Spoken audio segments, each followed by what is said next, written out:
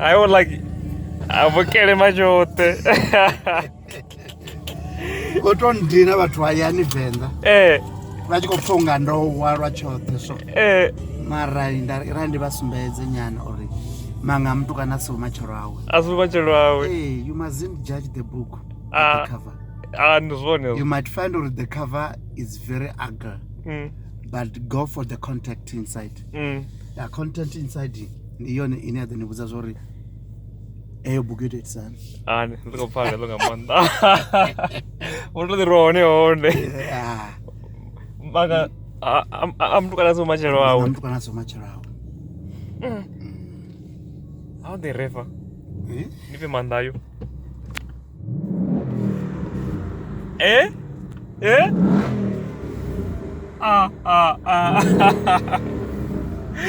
bana. Yaita zvitu. Ngamana. Ndiyasibaneze. If you are a hard worker in life, nitoyo dzitakadza rutivi. Ngauri in life we live only once. Then karikochira buchirubune arana towa there is no return. Okay. Then so izindi mbadelo zaona. Yeah. Ni mchero. Auna mtu ananga ambori Luchima wabva boshuma. All those people who knows me. That's what I'm a hard worker since from 2005 up to now. Ndiye wonderful. From 2012 Oscar 2017. Yeah, life it was not easy. It was not easy. But I've struggled to come back in business. And then there are so many projects dzinaenda kudziplana uri ndidzifulfill in life. Actually, project inaenda kuifunesa professionally I'm a story writer. Ndongora story chine chabvumanga mtu kana so machero awe. Then ndichona chano ndituwedza uri ndive a hard worker in life. Ngauri vanji vachinsetsa chifhinga chanda kuyandawa. Vava chibotosvika vachiamba kana vachiramanga mtu kana ndivo machero. Vachikowana ngandira ndikofunga yokupfuura. That is right or ndiye ndishume man. Hola. And then right man. Right or ndiye ndishume. Ndishume 24/7. Okay, no aware. Hewan. Vamwe vatu vachamba vari ndingandina marubi maviri. Asi maviri. I don't know. Ndikoto yochekiwa uri zvakuma nditova namarubi mavirina. Kana mini. Ngari musi ndoedzera. Aro chipinda njini, imwe njini iva yovhara. Mavhura imwe ndava ndikohumbura. Tiari ndoedzera ndadzimangara. Ndichinga ndongwe petu ndikoshuma. Machona vanda implement those things. So muriboni aweli mumuro aweli ndo. Yeah, mumuro I wanted to say that mumuro anga aweli.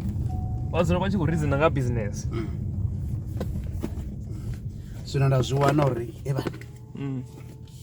Ndo dinamela growing Ford not Ford. Ndo tromanga ndo vana skorokoro. Zvinyina zvo ndikadhiva nazvo zvimwe zvaona. Then maragori yange ndatozvozvori ndotomwe namere yavudhi. Ndi Ford Bantam yamusi ndikadita catering. Okay. Uri botomaka catering won? Yeah, ndotomaka catering. Ndojika right here, but I mean left circle in here. Ndotomaka catering. Ndaranga Ford Bantam. Yeah. It was a miracle also for me, for the bank to approve me. Because and now we are not catering. Okay. Uri vachikoro chances vachiochijiya. Uri banga idotenda. Kana idohanda. Ndihumbura musi ndichikoyotoda gore Joburg. Ndina account ya Nedbank so ndasvika pala chitandani Guy, nembenge ngachobege. Thando. Ndoivhura Thando mara ndasvika chitandani ndikotoda statement of result. Bank statement. Okay. Vodiro ba Thando wapala. Vachirandani wakotoda statement. Ngori Guy banga nembenge yachirandani nagai. Na Thando yari. Thando yoni. Okay. But ndandobvesa eli usatovhura ngoni ndikotohaika. Okay. Vodiro imapala badani into upiga mramboni wanu. JJ Motors yabala vasumba. Then ndichisvika chitandani ndichivapa checkbook homuku ajela checkbook aigera ari checkbook aina chelede aukubhanka. Okay. Mbilu yanga yavava ndabva palani ukaigerera nepopanda havo navatu vose na vatu ndabva palani bhangani yaNedbank ndisahume ndaya ndahaika palani hiking spot vokwata rumwe vosinyuwa vosinu ndichisvika ndahaika ndawana lift ndasvika Joburg ndaya ndatoda dzigoroi. Actually on whatever I do I use faith. Bibeli iri rutendo rusina nyito rofa. Ndizvona. Then I use faith. Ndatuwa ndaya hafodo Joburg. Ndasvika ndikoda goroi ndaisumba. Vachisadza vachiri bank statement pabhanga vokerura vokata into checkbook yanga. Mufumakadzi ari go. Okay. Izvi vaJoburg vakuadhera gai kana vosukela gai? Ndoedhera chitaratani. Okay. Ndoedhera chitaratani. Ndavhuwa ndaya kutodapo kabhanga apo Grachin. Mufumakadzi ari ampa 3 months or 2 months. Ari kandiendisa koposa dzi 500 randa whatever money ndendivhura account mutsva. Or at least uve na transaction account yavo ivona nechikoshuma. Okay. Umedumela Venda. Ndaumela Venda ndatomosvika ndaita catering yanga kezvila ndichikobhika ndichirengesa zviliwa ndichirengesera mapolisa palani basic. Sibasa. Ndichikorengesa plate nga 10 rand. Okay. Vachirenga, they supported me a lot. Ubvapo ndichiposa chelede imwe naimwe yendanga ndikoishuma. Ndatuwa ndahumera ngikola mkuwa. I process everything zvote. Joburg. Yeah. Ndichisvika Venda amfoinera ari goroi yoapproviwa.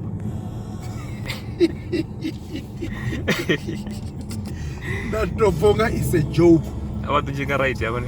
Ndavhuwa futi namacho ndavhuwa ndahaika. Votevera goroi zvino. Ape ndikoibvisa with no deposit. Awozona musi vachikohaika pavotakara. Ndanotakara ndida zvori ndikouya nagoroi. It was Ford Bantam. Ndichisvika ndawana yokavhariwa. Congratulations. Pamudhimbi pagoroi yanga ngochuwa ndahumbwela uri kavambvisana yona hapo Grachin vaibvisa vaiveyanda ndakono uinamela ndi hapo he business yanga ndasvika zvori rikoda kujena pangangoma ndi hapo ndafa zvori business yanga iyi now I can start something. Ndambodhe ndaita dziflyer dzanga ndipala ndichiyaka Duncan. It's long. Okay. Nanyitela dziflyer kezila dzamanga mutukana namini zvote. Haone toma zvizo. Yeah. Ndambodhiwana kucotition kwatenda kutendera kubika Mangeni Traffic College. Ndoti quota 10 rand a plate. Ndiko quota la department. Ndabika I think chelede yotroma yova 18,000 rand. Nga 1999 it was okay. Arenga ipaka umwe umwe. Nga 1999 ndiko bika labatukana ndivava 25 yava 18,000. It was a lot of money. Okay. Yenda wana uringe chelede ndo kona u badela rent nda ndi khou renta hone nda dovha nda wana futhi mushumo lwa vhuvhili ngei tshelede nga 2001 2000 na 2001 ndi tshi khou shuma nga ine tshelede I think ya gonya vhathu vho 25000 nda kona u fhaṱa nnḓu nda kona u mala musadzi nga 2001 nda ita munyanya wavhuḓi vhutshilo nga thoma u tshila u vha right vha khou fhaṱa muḓi fhaḽa Sibasa hanefho nda khou dzula hone hune ndo fhaṱa 3 floor yanga zwino ndi khou i vhona nda vhona zwori ndi khwine ndi ite business dzo fhambananaho nda decide u traina zwigidi na security nda venture kha business ya security ine nda vha khou zwa zwino okay ine strong training strong training academy nda vula company ino pfi Muingameli Holdings zwa zwino ni khou mbona ndo vula Tshipikwa production ine we are starting now to finance tender people and have one of quotations ndina ito la muvhoni ine nga October ifunova iko thoma ushuma ito la muvhoni production ine I'm also planning to start my own TV station na radio station okay so up to so far there is somebody who is assisting me on that and I believe end of this next week ukotoba offers and it's called to zori ukofuna uita guy athome na process eyo vula eto la mboni okay television okay TV station ndi production ndi una production roma nga television zwinapo ya finance abantu but tendera no as I've said next week the way kotomo u implement one yeah hey but like awu manduwa ndo tutuweze hey in life you know what don't settle for less it reminds me my sister she's passed away ane kabuchiro abachambori I don't settle for less na dzigoli dza vachinamela na ndi ya vachidzula khayo ndori ovachi dipina kabuchiro achidivisa zvori mutu uchila rutivi dzi trip dzote dza pharaphala avachidibva dzote okay idzo ya mashangoni dza mashangoni ndo ḓi tomu promoter kha business up to so far when I said I'm a hard worker ndinga ndo promoter company dzine most of them they are millionaires dzine dza swika 38 they are millionaires in vendors za vhathu vothe vho bvonga fhasi ya vho zwanḓani zwanga okay then arali ndo kona u bvisa dzi millionaires dzino swika 38 nṋe zwamba zwo ndifuna u make sure ndi vhe a billionaire ndi zwone zwo like zwimwe uri ḓivha na vhashumi vhanzhi vhe vha thola ava South Africa up to so far I've trained ka training yanga ya fire army ndinga ndo trainer more than 50,000 security officers vho voka zwanḓa zwanga ndiko vha trainer fire army vhaṅwe ndo vha trainer security more than and I've employed since 2005 I've employed more than 10,000 people and most of the security officers dzine dza khou shuma around Limpopo they are my products vabva zwanḓani zwanga ndonoshumesa unoshuma hapo like musi ndi tshi khou vhidzwa upfi Dr. Luchimai it's just because people they saw that I deserve to be called a doctor nani komo jina kale la dokotela abena na musi ndi vha zuri dokotela atimi nda ngwana ndo nditi na zazona ri na hewa Luchima ndi mo drop phone ndiyo atika kina ruti I need to be honored by people who knows me and those who know uri ndo achieve mina zwote ndo zwiita ndiko zwiitela uri hola murero wori manga mtuka nai ndi chimwana chitori cha manga mtuka nasi umachiro awe chova chone cha ntutuwedza chaita uri ndikono ḓivhiwa Limpopo lote vhathu vachimbona vachiri manga mtuka nai I'm the only manga mtuka nai mvenda vhaṅwe vha khou tou zama u tou dzhenelela ahuna muṅwe that slogan actually asi murero ni tshi pfa vhathu vha radio vha tshi vho ri murero wa manga mtukana asi murero ndo to zwi formulate zwa zwithu zwo bva kha vhone asi murero zwa vhukuma ya manga mtukana ndi nne asi murero na kha dzibugu a zwiho ntambe ro ḓela luwa ri tshi zwi amba luṅwe ri tshi ḓi vhona nga ni murero a si murero ndo to zwi thoma ndi vhola ki vho zwi thomaho nga nḓila ndi tshi khou vhona zwori ndi khou tambula guma gai ndo dzula na mungana wanga one to alone swi mavhunga rari mungana wanga i rando ṅwala tshitori tsho pfhi manga muthu kana so matshelo awo he vhana ba I was 17 18 years wala ndi ya thomo zwo ipfa zwo sunda musi zwa vhukuma a si murero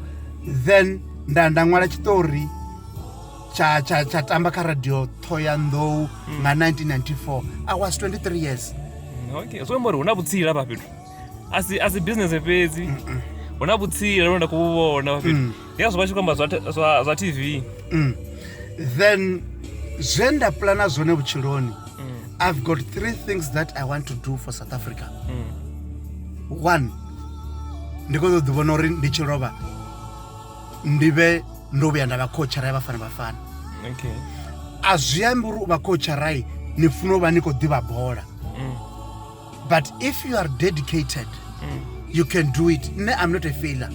That is why ni khou vhona ndo succeed guma ngo to rali. Number 2, ndiko ṱoḓa u ḓi vhona ndo ita tshiṱori kana filimu ine ara khou pfhi i khou compete the whole world. South Africa i vhuye na medal ara tshi pfhi u wanala medal. Zwe nda ita zwone ndi na tshiṱori tshine ndi khou tou tsikeledziwa arali na nga sedza tshila tshiṱori tsha Tsotswi a tshongo fhelela. Nṋe ndo dzula fhasi nda tshi ṅwala ndo zama u amba na vhathu vhaṅwe vhane vho no tamba zwiṱori uri ndi khombolo ndi vhe na muṱangano na vho just because a vha nḓivhi vho zwori I can do something in life vha khou undermine hezwiḽani Tsotswi hetshiḽani tshi khou fhelela o thuntshiwa fhaḽani o wisa boḓelo ḽa mafhi ndo tshi dzhia hanefhaḽa nda tshi vhidza uri tshi pfhi double punishment of Tsotswi. Then I need people who can assist me. Ndo no tshi ṅwala tsho fhela mara athina vhathu vhane nda nga share navho that idea mara I'm going there. Zwiko muri lwendo lu kha ḓivha lulapfu mara o vha lulapfu halwi a zwi ambi uri a zwi konadzei nga nḓila ine vha khomba ngayo kha nṋe a thi vhoni na zwithu zwine zwa nga mbalela vhutshiloni.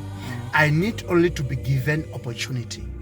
I need only to be given chance to prove myself or I can do it. I've got so many things that really I want to change this South Africa. Poverty ine ya vha hone fhano South Africa a thi zwi takaleli u vhona ndi tshi khou pfhi vhodokotela lutshimbani ḓa u vhona vha khou tshimbila nga mini. I want all of us here in South Africa ri vhe na vhutshilo ri fhedze poverty. But all those things we will do it if we are praying. The Bible says if you humble yourself and pray, God says he will hear us from above and he will heal our land.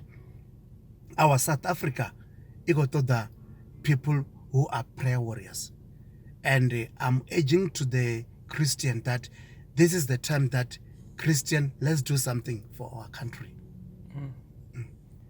Zwino vha tshi nga amba maipfi o fhedzisela vha nga tori mini ngo mara like a ṱuṱuwedzo ndi nga ri ndi khombela supporto kha zwoṱhe zwe nda ndi khou amba zwone. I will prove you that I can make it. Nda nga tendelwa upfhi ndiye ndi coach Bafana ati coachara mara I want to next week ndi khou ḓo u dzhenisa email kha SAFA or whatever zwone zwo board dza hone or ndi khombo uri vhamphe only opportunity ndi vhaise kha iṅwe ya World Cup. Zwi ḓo seisa badi ndi ḓo ambiwa nga madzina manzhi uri ndi na vhuhovheleli. Ndo funzwa nga muṅwe mudededzi ndi kha vha kha standard nero amba zwa standard 8 9 10 11 10 and grade 12 standard 8 9 and 10 then oba chimfunza metse achifi Nelwa Mondo ari lucky whatever you do ni zwiite nga matata a thusa fedzi hu vha na ḓuvha ḽine matata a vhulaisa. Nṋe nda dzhia kha zwa uri mini matata a thusa na nga ḓo mbulaisa then tshifhinga tshoṱhe a tshi ṱangana na nṋe u soko uri Matata nda ri a thusa u a zwi ḓivha zwori zwiṅwe na zwiṅwe zwine nda zwi ita ndi zwi ita nga Matata. I can say to South Africa, let's do it everything nga Matata ri vhone zwori ri ḓo fhedza ri gai. Zwino vha khombo uri hu ḓo shuma Matata. Ya kha ri shumise Matata ndo ene nga thusa na dzi goal ri ḓo kora ngo ṱavhanya luṅwe. First 5 minutes ro kora 2 1 2 3 kha vha mphe chance. I will prove to them uri it's not about uri no yana trainiwa u vha coachara. But ndi na skills zwine nda nga kona u zwi bvisa South Africa vhathu vha kona. Ndi tshifhio tshiṅwe tshikili tshine vha nga tshi introduce kha Bafana Bafana tshine dziṅwe coachara dza khou balelwa kana zwine dziṅwe coachara a dzi khou ita? Ndi nga si ri coachara a dzi khou kona. Bola yashu yo ḓalesa politics. Bola yashu yo ḓalesa politics. Arali South Africa ya yo fha tshifhinga tshavhuḓi houḽa mukala Clive Barker. Clive Barker a vha ḓo vha o risa huṅwe fhethu havhuḓi. But ngauri vhaṱaleli vhashu a vha koni u konḓelela vha mbo ḓi ri culture khave. There is one thing that South Africa we need to go and do it for us to see ourselves ri na thimu ya vhukuma yavhuḓi. Let's go and apologize to Clive Barker zwe ra muita musi ri tshi mupandela.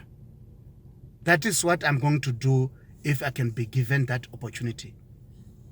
Ndi ḓo vhidza media na vhathu vhoṱhe vha Safai ri apologize to Clive Barker uri what we did it was wrong. Ni ḓo kona u vhona zwori South Africa ri khou ya gai. Na zwa uri kha ri wane vhoi na vhatambi vho no khou bva kha dzi homeland huṅwe. Arali ra nga sedza Venḓa hu na vhatambi vhone line heḽo ḽithanga ḽi a tamba bola ḽi songo ambara khokho. Marai vha khou disadvantagewa. Hu khou dzhiwa vhatambi vha vhane vha vho to ḓivhona vha funesa tshelede. Kha ri vhe na muya wo uri a ri khou tambela tshelede ri khou tambela shango. Arali ra nga ri khou tambela shango that is where we are going to be make it in this industry ya bola. Nṋe kha ndi fhiwe chance ndi se South Africa kha World Cup. Nṋe ndo vha pfa vho like a songo vha pfaho ana nḓevhe. Nṋe ndo vha pfa ndo ṱuṱuwedzea hezwo ndi amba zwino. Ndi na dzi goal nnzhi dzine nda khou plana u dzi ita. Zwino vha tshi nga vha nga ri sela na maipfi afhio o to ṱuṱuwedza vho ramabindu vhaṱuku? Kha vho ramabindu vhaṱuku ndi nga ri a si tshifhinga tsho ri khou ṱoḓa u tholiwa nga muvhuso. Just imagine how many people are graduated who are not working, who are waiting for the government to employ them. There are so many. Mara nṋe ndi nga ri South Africa yo ri fha opportunity tsha uri ri ite dzi business. Huna department ya small business what yo no ko raniwa nga Minister Sain Chabeni. That lady, she's waiting for small business people to come va ambe dzi business ideas dzavo abafande.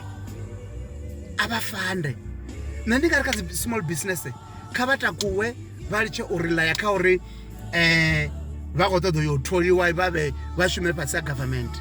There are so many things zwine vha nga zwi ita zwine na kha dzi tendering vha tshi khou supplier. There are so many things. Kha vha takuwe vha songo lindela uri government i ḓo ḓa kha vhone. Kha vha ye vhone vhane vha ḓi avail themselves vha ambe uri we've got this company, I've got this idea dzine nda khou plan u ita business. Government is waiting for those people or ever assist. Okay. Asoko pfala. Liko pfala. Muthu kata kuwe. Asoko lindela u tholiwa nga government. That is why bombo government yo vya yambe zwa vuka uzienzele. Vuka uzienzele. Arali ni songo vuwa na sa vuwa na imanga milenzhe. a zwi nga ḓo itea ahuna tshine tsha ḓo tshine tsha ḓo itea. If you want to climb the mountain, you must go to the mountain. I've never seen the mountain coming to you, coming to me. Ndini ane na vana khoḓo ugonya thavha, ende musi ni khou gonya thavha i a lemela vhone, i a vhavha. Sedzani zwori ni nga i gonyisa hani, na to i gonya straight a ni nga i ṱapudzi, a nga wini. mara zwine nda nga amba zwone zwori hafhaḽa nṱha ha thavha hu na luvhanḓe lwavhuḓi, hu na mahatsi madala avhuḓi ane na ḓo swika na dzula na kona u enjoya the benefit of dza zwanḓa zwaṋu. Ndo vha pfa vho lucky, a songo vha pfa vha na nḓevhe. Ya Duncan. Goloi ndi yone vho lucky. Ndo lingedza uri ndi ḓi takadze, ndi ṋamele vho vhathu vha zwi vhone uri musi ni tshi khou shuma, if you are a hard worker, don't be, hu na vhaṅwe vhathu vhe ndi tshi vha dzhia sa dzi role model dzanga dzine a thi nga ḓo vha menshana. O shuma nga nḓila i vhavhaho, mara uri a tshi khou lovha a lovha a khou ṋamela goloi ine a i na phanḓa na murahu, maybe vho Toyota Conquest dzenedzi dzine ho muthu o vha tshi deserve u ṋamela ML vho GLE Mercedes Benz dzine dzi goloi khulwane dza madzina. Mara na ni tshi mu wana a khou tshimbila nga goloi ine ngongo arali a sokou itea accident, ni wane ngongo a tshi khou lovha lufu lu vhavhaho lu sina, a ri khou ri a ni nga si lovhe, mara than uri no one accident goloi ini protect, tshelede yaṋu kha ini shumele, tshelede yaṋu kha ini shumele. Don't be a slave of money. Na vho tonga ndi khou shumela ṅanga. A zwi necessary uri muthu ana tshelede vha mu wana a khou reila lugoloi luṱuku, ngori hune lwa lugoloi lwa wa hone a lu mu protect na luthihi. There are business people in Venda vhane nda vha admire, vhane nda vha ṱhonifha, vhane tshelede dzi khou vha shumela. I can't mention them, but you business people vhane vha Venda vhana khou ṋamela, I appreciate that. Ṋamelani ni kone u sumbedza lushaka uri vhavenḓa who can do it. Vhavenḓa ndi lushaka lwo fhaṱutshedziwaho, na nga sedza na dzingu dzine ra dzula kha dzo Venḓa. Some of the provinces or some of the villages vho KwaZulu-Natal, vho Gai, vho Gauteng, a vha koni u swikelela hafho hune ra vha hone. Venḓa a ri na mikhukhu, arali na nga vha na mukhukhu Venḓa ndi wo tou vhea dzisemende ni tshi khou fhaṱa. But na ya hoṱhe ndi khou bva KwaZulu-Natal zwa zwino, ndo vhona na fhethu hune vha tou pfhi Sihlala ngenkani, vho vhea mikhukhu. Sihlala ngenkani. Venḓa a ri na Sihlala ngenkani. Venḓa a ri na Sihlala ngenkani. Vhavenḓa I appreciate nga nḓila ine ri khou shuma. Vhavenḓa they are educated and vha na kha ḓi vha na muya uḽa uri shumela Venḓa, shumela Venḓa, shumela Venḓa. Vha tshi swika hayani vha swika vha fhaṱa, vha ṋamela, ra ḓiphina nga vhutshilo. Ai hone zwone muthu ndi lulwane ḽo vha posa. Ri khou shuma.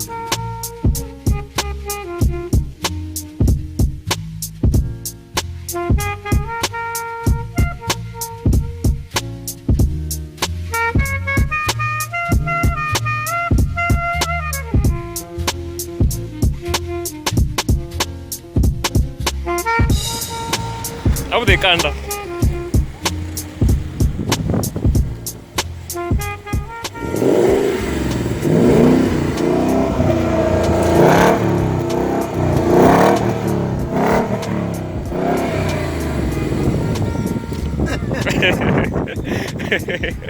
Hey, fotokotela Lucky Luchima. Ndi mishumo yo vha hard worker. Manga mutukana si matshelo awe. You know what? I've proved to the people uri musi ndi tshi amba uri manga mutukana si matshelo awe, nda ndi khou amba uri mini. I'm happy where I am, I'm happy now, ndi sathu swika kha zwine nda khou ṱoḓa zwone. Then ndo kona zwa zwino u change office dzanga dzine zwa zwino dzi a kona u computer na office dziṅwe na dziṅwe dzine dza nga vha hu i khou pfi dzi Joburg. Head office is not about uri head office if no vha Joburg. Nṋe ndo ita uri head office ya company dzanga dzoṱhe dzine dzi under Muingameli Holdings dzi haningei Venḓa Thohoyandou Ngovhela, hune muṅwe na muṅwe ane a khou ḓo vhona office dzanga a nga ḓa a u vhona, then you will able to see uri really ndo kona u shumana na mafhungo ori manga muthu kana a si matshelo awe. Musi ni khou tshila, there are so many people vhane vha ḓo ni discourage musi ni tshi khou ita business, more especially musi vha tshi ni vhona ni tshi khou tsa business i ya fluctuate, i ya gonya, i ya tsa, mara don't lose focus, don't lose hope in life. You must have hope for what you are doing. Ndi appreciate zwine vhatshena vha ita zwone. Vhatshena musi vha tshi khou vhona muṅwe muthu a tshi khou takuwa vha mu appreciate, mara vhathu vhatsu vha hashu musi vha tshi khou vha ni khou takuwa zwine vha zwi pulana zwone polo yaṋu uri vha nga ni vhuisisa hani. They don't come to you vha ni vhudza zwori ri nga ni thusa nga mini uri ri ni uplift. But now I'm here to say, people, if you want to be uplifted, I'm here for you. I will uplift you, people. Sa zwe nda muri una company dzone swika vo 30 something dze nda kona u dzi uplifter dza vha dzi millionaire. Well, ndi wanala Thohoyandou, you can come, nga ngwana nga phone dzanga dza 079 741 6040. Ndi ḓo ni thusa uri ri swikelele. Ndi a tama u vhona vhavenḓa ri khou bvelela vhutshiloni, ndi a tama u vhona vhavenḓa ri khou bvelela, more especially kha business. Ndi a zwi tama izwo zwithu, kha ri bvelele. A u tou pfhi tshelede ndi ya halutshima fhedzi kana tshelede ndi ya hanyinyi wo ramabusiness ane na khou muthu vhavenḓa a no khou bvelela. Tshelede muṅwe na muṅwe u a kona u ḓiitela ene muṋe, ra kona u bvelela in life. Vhavenḓa vhashu, let's go and make and do something. Let's go and plan business in life. I'm here, I'm there for you to assist you.